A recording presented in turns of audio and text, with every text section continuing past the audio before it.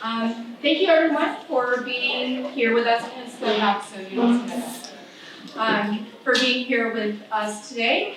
My name is Judith Barasek. I'm the Executive Director with Regina Downtown.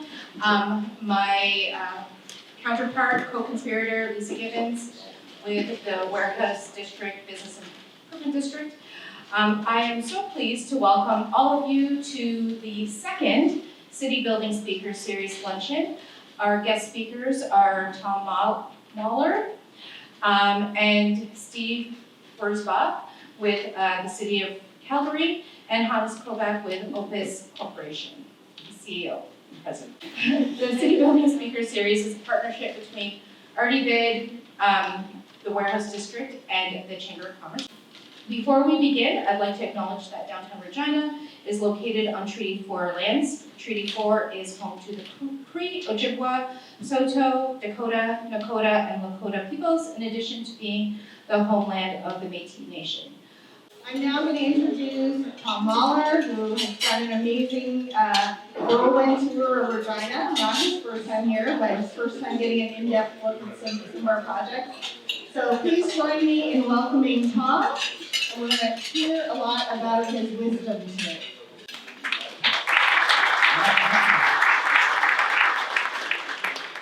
Well, thanks. Thank you, everybody. And thank you, Lisa, and thank you, Judith, for inviting us.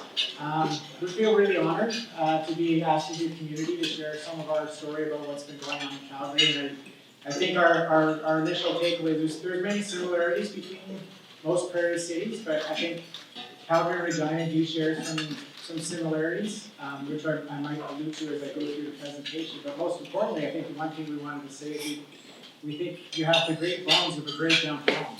Your downtown it's still a great size. It's not too big, it's not too small. It's very walkable, and it's very close to a lot of other great districts within Regina.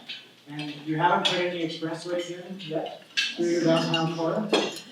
There's lots of good things that you can now build on.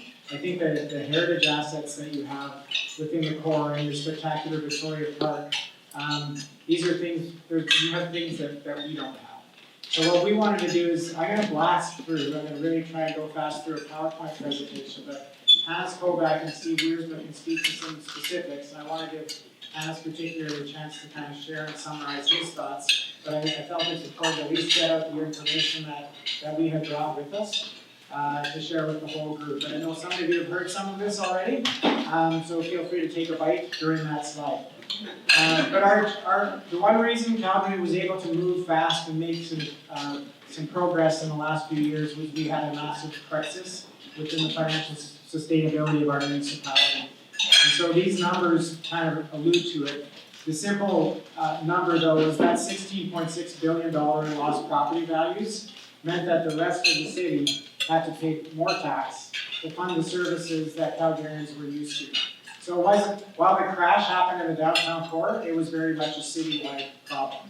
It meant neighborhoods weren't going to get the same level of service. It meant shopping centers in suburban areas were getting nailed with property tax increases. So it was something that there was consensus amongst our council that you really had to do something about it. So that is an important feature of where we were at. As we were analyzing the problem, we realized Calgary had there's 5 other things that were really hit home to us. And this was after 2014 when when oil and gas economy really crashed. And we saw that the office and employees were not coming back to the oil and gas companies. We realized our downtown was very much a monoculture of office buildings that were either oil companies or financial services and services related to oil and gas. And that was a huge vulnerability for us, as you can see. We were far too reliant on that industry to drive property values within our downtown, which drove our level of the quality of life within our city. The other thing we realized is we weren't a visitor destination. We were a business destination. So people came to Calgary to transact business, and we had a very vibrant downtown with very high-end restaurants, and we had some great retail. But once the business disappeared, all of those businesses struggled, which meant Calgarians lost out on a lot of those services that they had. And so that was I talked about the risk to the entire city with that plummeting values, but the last piece I wanted to really highlight for us, it was a reputational hit. We really had a reputation as being a business-friendly city, an entrepreneurial city, fast growth, which attracted a lot of investment. But that evaporated almost overnight.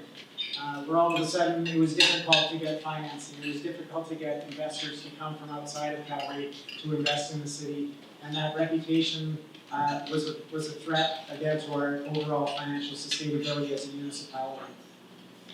We're working on a greater downtown plan to reimagine our downtown. Our previous plan was heavily focused on having a great central business district, so we had to steer away from that. We started this plan in 2019, before the pandemic, and then the pandemic hit while we did the plan. So it really just escalated all of the vulnerabilities that we had.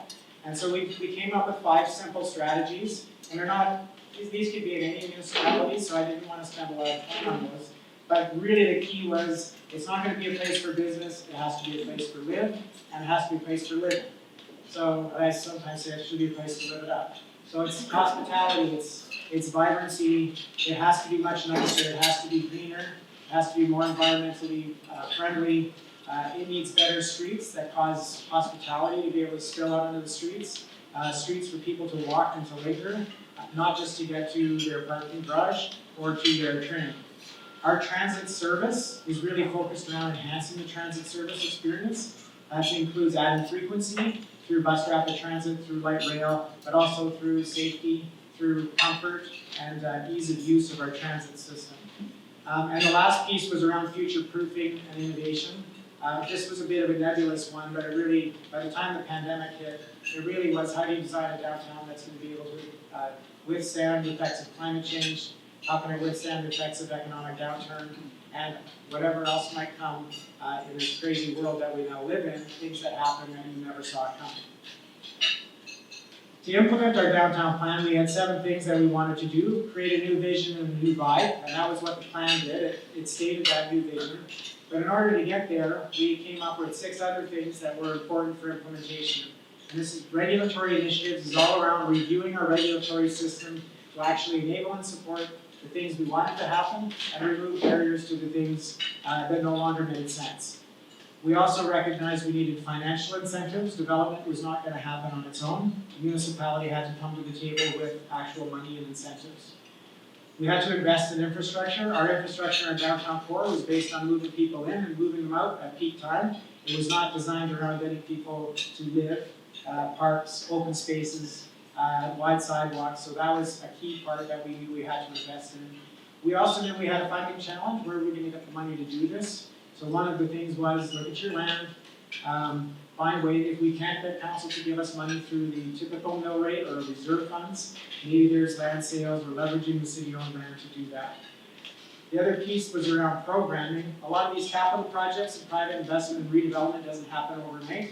In the very short term, you need to program and activate your downtown, and we were talking about this just today. Regina's, you have a beautiful downtown, but it's not just a lack of vibrancy. So you don't have to wait for anything to happen, but if council or other people can put some money together for actual programming and activation, people will come downtown to do things, and you need to give them things to do. And so this is a strategy that we've really taken up, and we partner with many organizations to do that.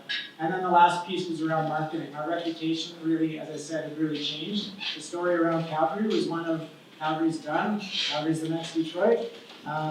And many people were happy about that. I joke, the city of Edmonton was really happy about that. But we had to tell a different story because that wasn't really what was happening on the ground. So we couldn't let the narrative that the media or other cities were starting to carry for us. So we do have a strong focus on marketing ourselves.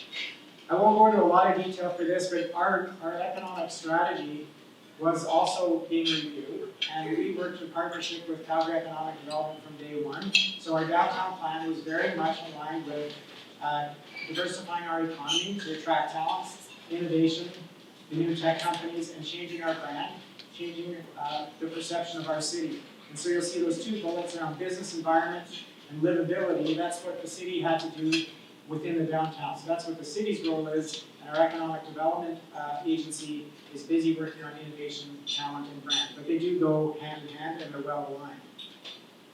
These are the pieces that were that made us successful in getting our initial funding. So in April 2021, the Greater Downtown Plan was approved, but it was approved with a funding ask. Usually when plans go to council, when planning departments bring their plans, they just get the plan approved, and then we hope good things happen, and we hope there's money. This was kind of a, I'll get into this, but see, don't do that again. Do a plan, but show us an execution strategy, show us an implementation strategy, and $200 million was our ask of council at that time. We were successful because we had the support from the business community, we had the support of downtown residents, who ended up being near unanimous support of City Council, and we had been doing public engagement for over 2 years. And so we were successful in April 2021 with that first tranche of funding. Since that time, we have been successful on a number of fronts, so successful in fact that our council gave us more money. So when Mayor Gondek was elected in November, in November of 2021, she was able to add through the budget process additional money, so our total investment from the City Council alone is $435 million. And that's divided between these 3 buckets. An incentive program for converting office building to other uses, residential being one of the main ones. Revitalization capital projects, heavily focused on public ground improvements, parks, open spaces and streets, and programming and operational initiatives. And I want to highlight with this operational initiatives, because post-pandemic cities have been so devastated with social issues within the downtown, we have moved a lot of our programming money available to safety initiatives, and that's something I know that's also critical in Regina. And that video is not going to work, so I won't speak to it, but I'll leave it like this. You probably did. But one of the reasons we were successful at council was I only presented at council as the city planner for 5 minutes. The rest of the hour presentation was from the business community and our civic partners about the need for downtown. And this is the president and CEO of Morgan Stanley ShareWorks. They were our first unicorn fintech company in Calgary. And his whole talk, these are on our website, and I'm sorry that it doesn't work in the embedded video. But we had the business community actually speak and record their messages. Remember, this was during the pandemic, so they went in person. We went to their offices and asked them to give a talk. And then we played these at City Council. Then we had the parade of our arts and culture organizations, our real estate sector advisory committee, which Hans will speak to. And it was through that effort that council had the cover to invest $200 million in the downtown. Because it was difficult for suburban councillors to put that amount of investment. Why should I do that? It's because the entire community was telling you that you have to do that. And Hannes, I'll whip through these and then we'll come back to this at the end if that's okay, and then you speak to it, is that right? Okay. Some quick summaries on our program. So our downtown Calgary Development Incentive Program, which started as residential, has now been expanded. But our program focuses on supporting office space conversions to residential, hotel, schools, and performing arts centers. And these are the numbers. This is $75 incentive rate is per square foot. So a 100,000 square foot office building, if all of that 100,000 square feet of office is removed, that's a $7.5 million contribution from the city. So it's $60 for hotels and $50 for school and arts. And Hans will speak to how some of those numbers were developed and why they were successful. The post-secondary program now, we've heard you're trying to attract post-secondary as well to the downtown. That's one of our big drives. We've been very successful on res. Now it's time to go after some of the post-secondary presence. And we also, as a last resort, have a demolition incentive of $20 per square foot. The demolition is important because it can help to free up development sites. Because the worst case scenario is we have entirely vacant office buildings boarded up, which can be a real decay around them. So if there's an opportunity to demolish, that would be replaced by potentially parks. In order to be eligible for that, it would have to be an amenity or some other benefit to the downtown prior to redevelopment. These are the numbers from the incentive program. Our goal is to remove 6 million square feet of office at the end of the day. 6 million square feet of office is the number that will allow our property values to start going back up. We now have 12 approved and publicly announced projects. That's 1.37 million square feet of office space that's currently planned to be removed, and we have more projects in the pipeline. But that's over 1,420 homes for Calgarians within our downtown core. And these numbers here, these are modest numbers. I was just speaking to Hannes. This leveraged $290 million of private investment is the construction value on our building permit. So these numbers are actually larger. The development's actual expenditure within the community is higher than these numbers. And so this has been an economic stimulus to development within the city overall. These are some examples of some projects. So different scales, some very large buildings, some smaller buildings. I'll highlight the second one from the right. That's a heritage building as well. And through our program put in $10 million into this mid-century modern office building. And then we added a $1 million heritage grant on top of that. So a total city investment of $11 million has actually resulted in a building that will be converted to residential with retail uses and services at grade, but also a designated heritage building, which otherwise would never have happened. So the program has had many secondary benefits to our original intent as well. Part of what's been successful too in our program is our collaboration with the real estate industry, and that's what Hannes will speak to, but also our network of we call them our Downtown Champions Network, and they have been all critical in getting council support for the office to residential, but all our entire program. And this slide shows who those champions are. So this is a group that we convene on a fairly regular basis. It's the executives of these organizations, so performing arts organizations, post-secondaries, our Chamber of Commerce, our Innovation Incubator Hub, art galleries, arts development, tourism, and we just have informal conversations similar to what you guys are doing right now. We share information and we just hold each other together because we are trying to withstand changes in political council, changes in priorities, to make sure that downtown stays high on the radar. And this is probably the one thing, I tried to disband this once because it was a lot of work. And they all said, "What the hell are you doing? We love that meeting." It happens early in the morning and they all show up every time. It amazes me every time we do it, but it's because they're seeing progress and they're seeing success in what's happening, and it's rejuvenating to get together. Some other things we've done on the regulatory side of things, even before the pandemic, we were struggling with development in our downtown. We had started a program where we removed the requirement for development permits. This program, I don't know if it works the same here, but the development permit in Calgary is the thing the city uses to attach every other requirement to. So upgrades to servicing, parking requirements, fees, levies, the simple stroke of the pen of removing the requirement for the development permit, all that stuff went away. We had no legal way of collecting it. I wasn't a popular guy at City Hall when we recommended this because it was how some people, their business was justified, but the business case was if we don't do something, we're going to lose money overall and nobody's going to be able to collect it. Having the ability to collect a levy it requires the development to happen in the first place. So we were able to do some of this. So exterior alterations require no city approvals unless it's a heritage building, and you can do small additions to your building with building permits. These are the numbers on cost savings. So on typical projects that require development permits, they're 60 to 120 day in savings in time. 148 development permits have been exempted through the program, and is that since 22? That was just 22. That was just 2022. This has been in place for several years. And I should note, we piloted this. We didn't do this bolus, it's done. I got 1 year approved, and then we extended it.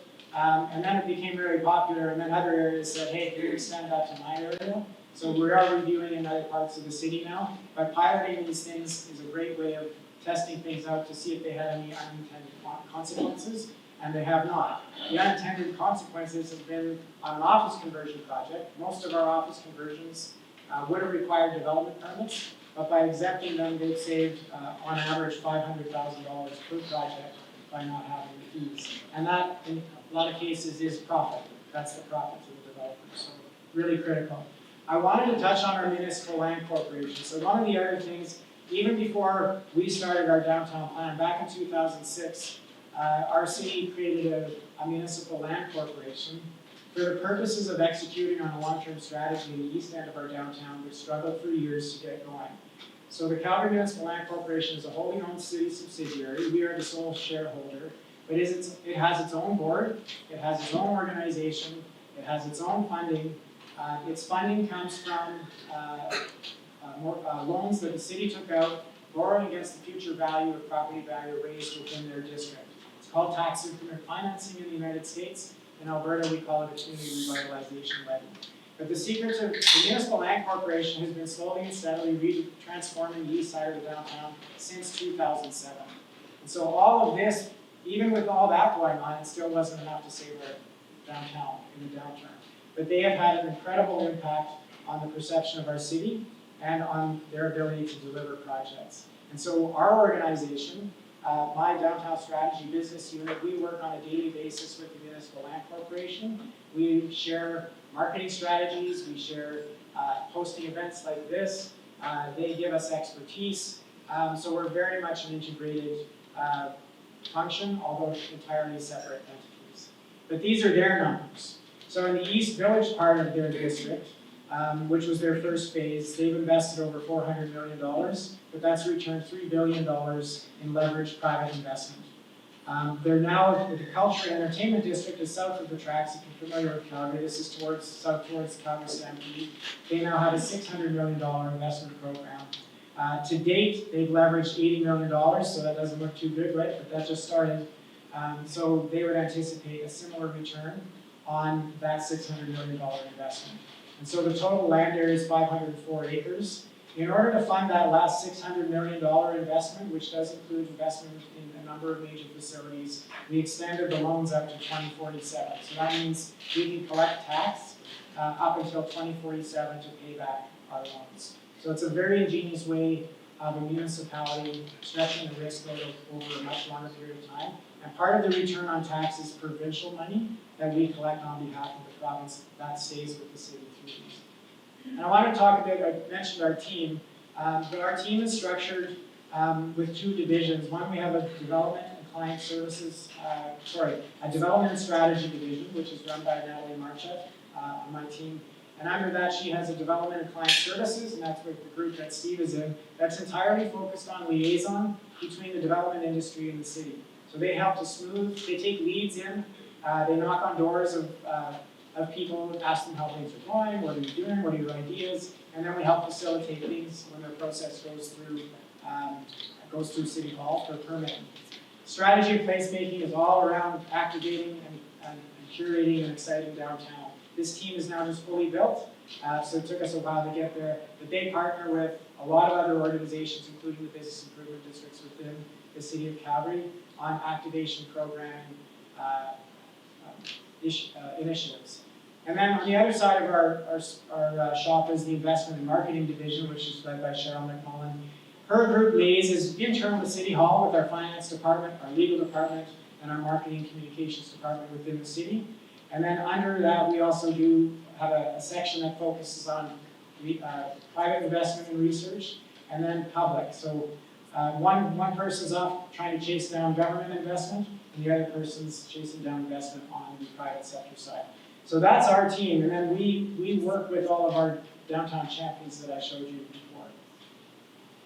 So these are the current numbers that we have currently approved in our budget in 23 to 26. $162 million so far in our conversion incentive program, $163 towards capital projects, $10 million for programming and safety initiatives, and $25 million for operations. That's overhead. But if you don't have a group like us in City Hall, you can approve all that money, it's not going to get out the door. So the $25 million is really critical, has been critical to our success, to be focused as an organization, because I worked in the organization before the group, and it just doesn't happen without a dedicated unit to do that. And these are our partners, just for some examples of what we've done. Calgary Municipal Land Corporation, we're working with our Performing Arts Center, Arts Commons. One of the things we've done here is Olympic Plaza was built for the Olympics back in '88, it's at end of life. What we've actually done there is we've transferred, that was a city park, it's been transferred into the stewardship of Arts Commons, our Performing Arts Center, and it is now being designed and built as an integrated performing venue, which includes outdoor space and indoor space. So that's a significant innovation that we've piloted. And then I won't go into great detail here, but many partnerships and initiatives with the Glenville Museum, community associations, BIAs, and our programming agencies that do programming events. We had one just called Lobby Fest, which just closed. This is entirely, we funded it, Prairie's Camp funded it. It was also funded with other donations from building owners, and it was all around programming and activating around, we weren't vacant office lobbies, but they're office lobbies that are typically just used to get in and out of the building. But they held events, a lot of it around ideating around the future of downtown Calgary. It was highly successful, and those are the types of things that tries to keep the energy up and the enthusiasm up in our community for what we're doing downtown. And this is a map that just shows, the black dots are our office conversion programs. The red lines are the two major streetscape improvements we're doing. Stephen Avenue from end to end, and 8th Street, which is on the north-south street. Those are the ones we've said we're going to really focus on constructing those over time because they mesh where the private investment is going. So as much as possible, where there's private investment, we put the public infrastructure money. A couple of the other bigger projects that we've seen on there is Olympic Plaza. That's funded in part from our budget. Eau Claire Plaza is another plaza that's been totally refurbished as part of it, and that was the extension of our Riverwalk. Riverwalk is our major downtown amenity that runs along the river and connects all of our neighborhoods, but it's a key amenity for attracting residential and tourism. I wanted to throw up this slide because I think you guys are talking about an arena or event center as well. But we just recently decided on the location of our event center, and it's just north, the round circle at the bottom is the Saddle Dome. So it's just north of the existing Saddle Dome. But the reason I'm showing this is this wasn't just about the building, it was about this district that CMLC is also curating. It's beside our major new convention center, which will be opening in 2024, and it includes improvements to streets and streetscapes for both access and streetscaping, which will also, the hope is those yellow buildings that you see there is future development. Those are future development plans that we hope are activated with this, and LRT stations proximity to rapid transit. So it's a really, it's a massive project in and of itself, but it's very much tied in and aligned with the overall downtown strategy. And here's some pretty pictures. That's our view. I said I have Central Library picture. Our Central Library was the very first investment that changed people's perception of our downtown. And the beauty of the public library is literally for everybody in your city. And if you can't spend money on the public library and give it a place of prominence in your downtown, it's a wasted opportunity. So don't hide your library, showcase it. It is a wonderful place where literally anybody, whether you're housed or unhoused, wherever you come from, is welcome in that building. That's our convention center beside it, which will be, as I said, be opening in 2024. It'll be the largest convention center in Western Canada. That's an old rendering of an event center. We don't know what the new one's going to look like. Arts Commons, Riverfront Pathway, Stephen Avenue, refurbished Olympic Plaza. And the last one was something we just opened about a month ago.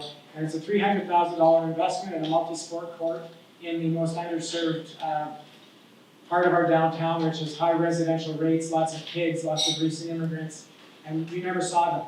We opened this basketball court, there was all these kids playing basketball. And it was a simple investment, and so the more you can do of that in the short term, you'd be surprised who comes down. The power of sport, the power of culture to activate your community to come into your downtown.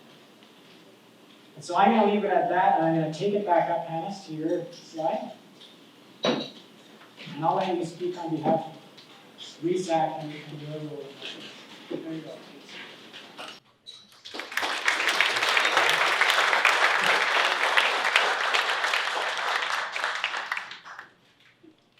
Thanks for making time today and inviting us to Calgary.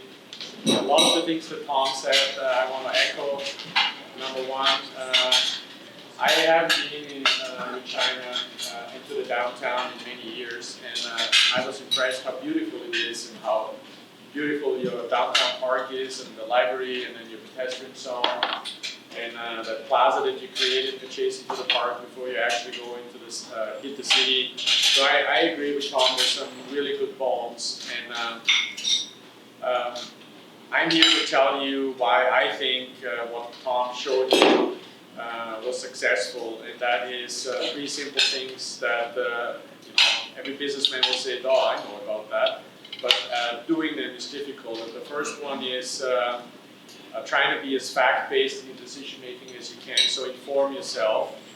In our case, what we created was talking to every organization in the city, nonprofits, lobbying groups, advisory bodies, about what they felt was a priority for the city of Calgary and how to move it forward today. As Thom mentioned, you have to see this in perspective. 2014, oil and gas price collapse.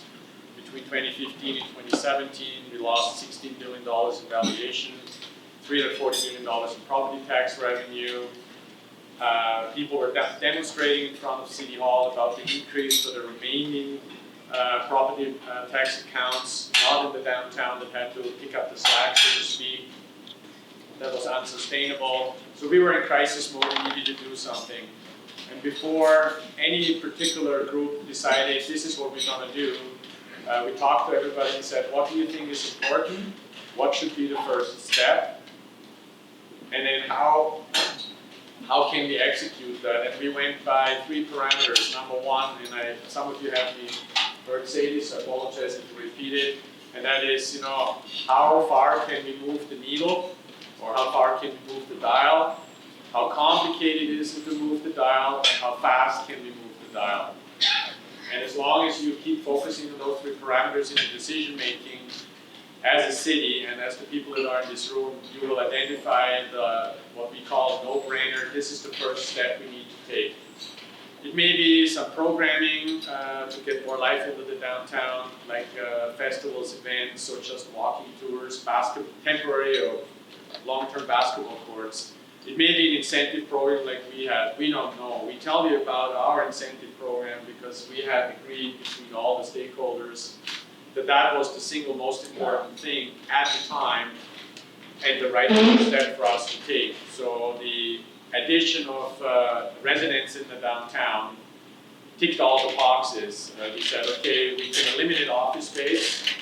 If we eliminate office space, we help with our vacancy. If we help with our vacancy, we recalibrate our market valuation of our building, which in turn generates property tax dollars. Somebody is able to perceive this as you give money to the big developers, to the rich people. That's the wrong way of looking at it. Thom mentioned it, the example of the Calgary Municipal Land Corporation. They invested $600 million and got over $3 billion in private investment back. So the math that we had done and the research that we have done, from talking to Pittsburgh, Denver, Dallas, Salt Lake City, Nashville.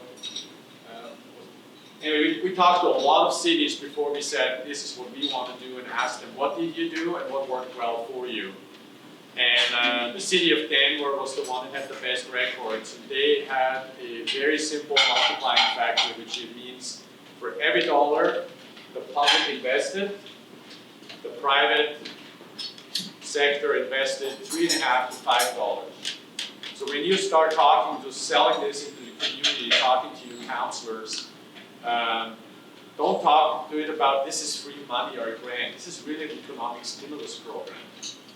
Because if you get $3.50 to $5 back for every dollar invested, it's really a no-brainer why you're doing it. And if it has all these other benefits, then you're after, and you will prioritize which ones there are for you.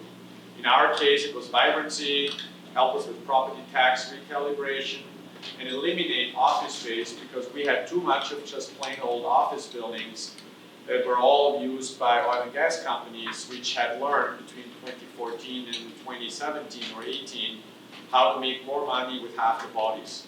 There were 68,000 people laid off in Alberta in the oil and gas sector. And those are significant numbers.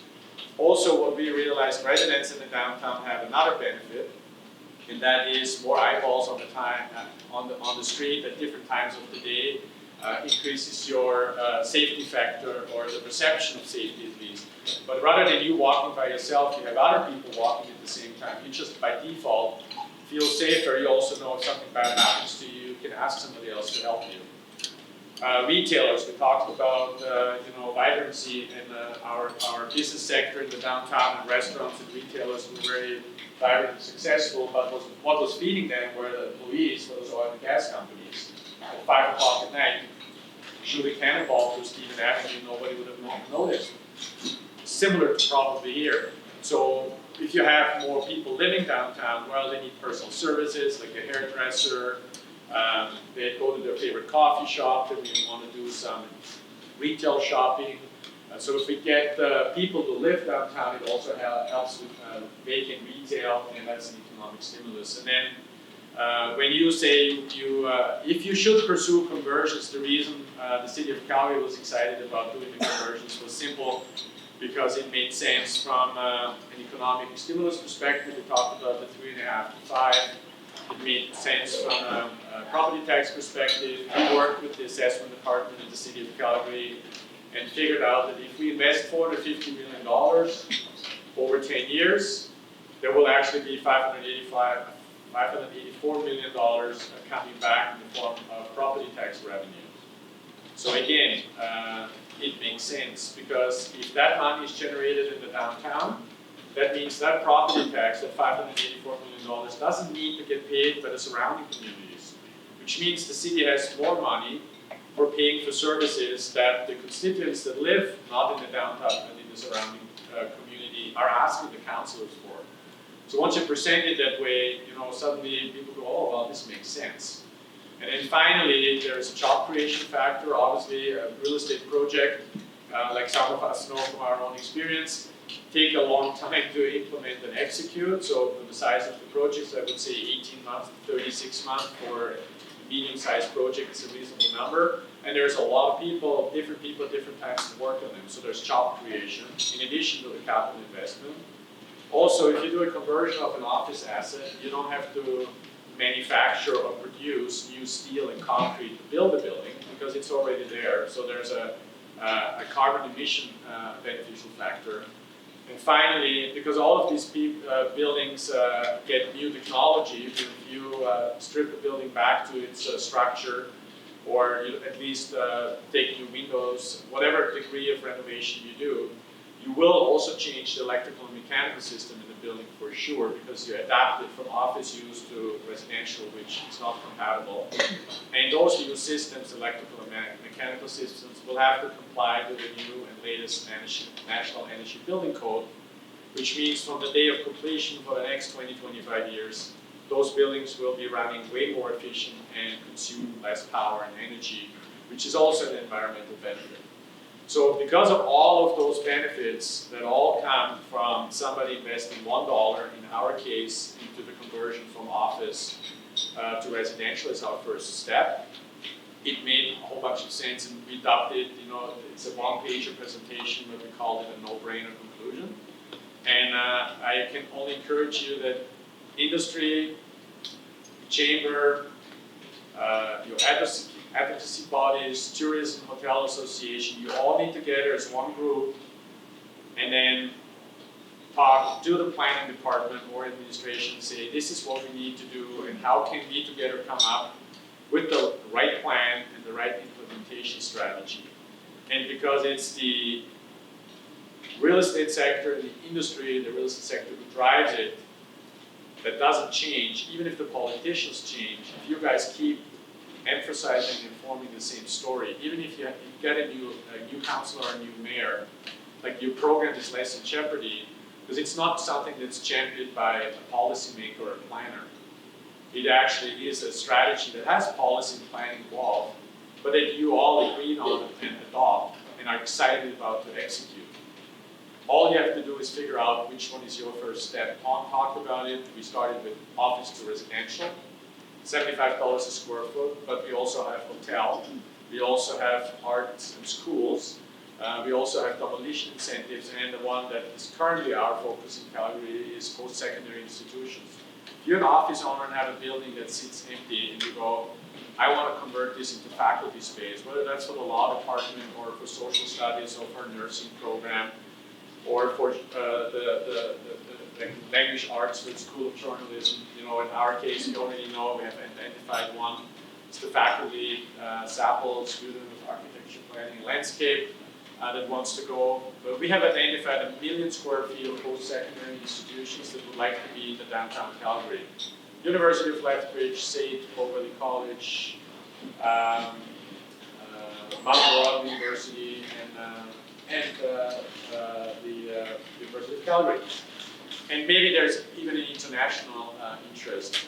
The beauty about that is there's lots of studies and research papers that were written about it, but I can share with you a downtown in a city that has a faculty presence in its downtown is known to have higher average salaries for the graduates. That's a fact. It's known for having more business startups and have more patent registrations than the city that doesn't. So those are all for the economic development people here in the room. Those are facts. So why wouldn't we try to take some of those benefits and put them into our city? And then another benefit why we are currently focusing on post-secondary attraction is if you have a downtown that attracts people, but the only reason somebody wants to live there is because it's cheap, that's not good. You want it to be vibrant. Well, if you get students to live downtown, not because they can find cheap accommodation, but because they don't need a car, they can walk to their campus, their favorite pub, their favorite workout spot, their favorite coffee shop is all in the downtown. Now you see how it all makes sense, which means that some of the remaining 4.5 million square feet of office space we still need to eliminate in Calgary could be now become student housing.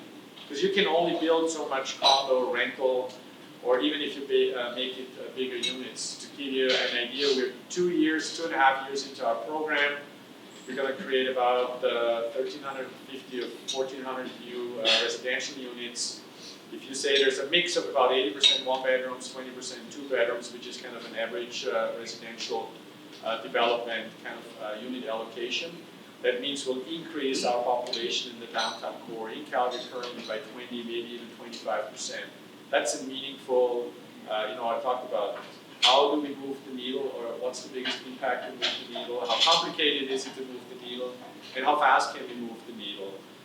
And you just keep focusing on those three, and then you can celebrate your success stories. In our case, we were lucky. We were probably one of the first cities after COVID, even though we had lots of lead time because of our property tax issue. We started thinking about it in 2015, so we look smarter than we actually are.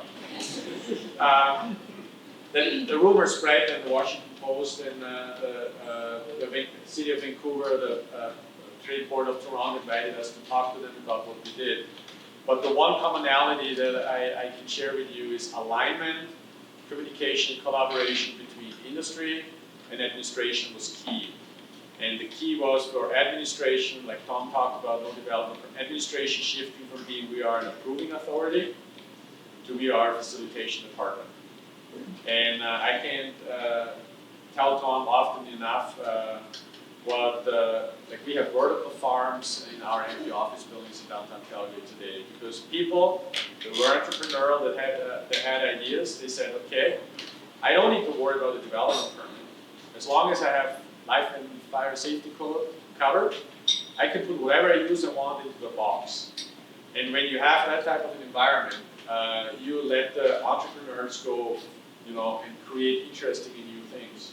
Well, a vertical farm does not really create a whole bunch of vibrancy, but guess what? There's more people that did conversions than that did vertical farming. So the incentive for the businessman is always to make the best possible investment that is successful to attract the right customers or has the right outcome. There's not one single real estate person in the world that says, I want to build the cheapest, worst project on the planet. So over-regulation can stifle creativity, and I know that from a planning policy perspective, that is like a nightmare. And you take baby steps, maybe you eliminate the change of use requirement and then go into development permit like we did in Calgary for a certain area. You haven't seen one bad project in Calgary since you started the elimination of the DPs. Nothing that would ruin our downtown. Yeah, nothing on the front page. And now we're expanding. Well, so far so good, right? And now we're expanding it beyond the downtown. But that is an example that the collaboration and listening to each other and prioritizing which steps should be taken and when can be successful. And in our case, again, we started off with thinking We don't know how many projects we may have. If we're lucky, we need $45 million. That was our first pilot ask. And it was so successful that today we're at 163. So I think you can find the same success story for your city, and thank you very much for listening.